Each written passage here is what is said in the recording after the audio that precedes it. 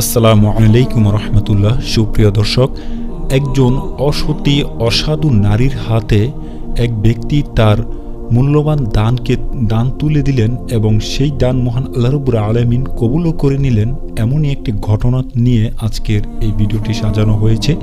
আশা করি সাথে থাকবেন। খুবই চমৎকার একটি ঘটনা।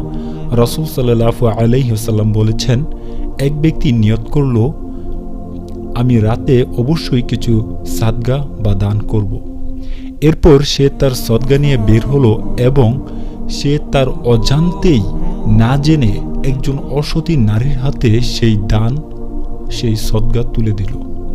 যখন সকাল হলো তখন লোকজন বলাবলি করতে শুরু করলো, গত রাতে অসাধু নারীর হাতে এই সদগা তুলে দেওয়া হয়েছে। একথা শুনে দানকারী বলল, হে আল্লাহ, অসতীকে সদগা দেওয়ার ব্যাপারেও আপনারই প্রশংসা। আমি রাতে আবার সদগা করব, আমি রাতে আবার দান করব।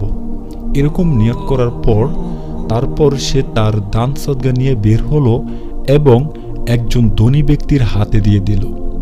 যখন সকাল হলো তখন লোকজন আবারও বলাবলি করতে শুরু করলো, গত রাতে ধনী এক লোককে তার সদগা দেওয়া হয়েছে।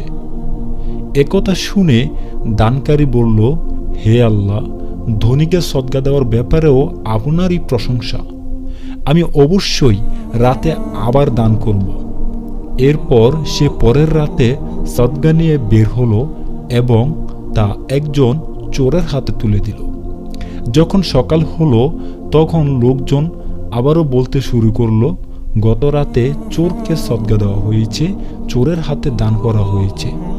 একথা শুনে দানকারী বলল, হে আল্লাহ, অসতী, ধনী ও চোরকে সদগা দেওয়ার ব্যাপারে আপনারই প্রশংসা। এরপর তাকে বলা হলো, তুমি যা সদগা করেছ তা কবুল করা হয়েছে।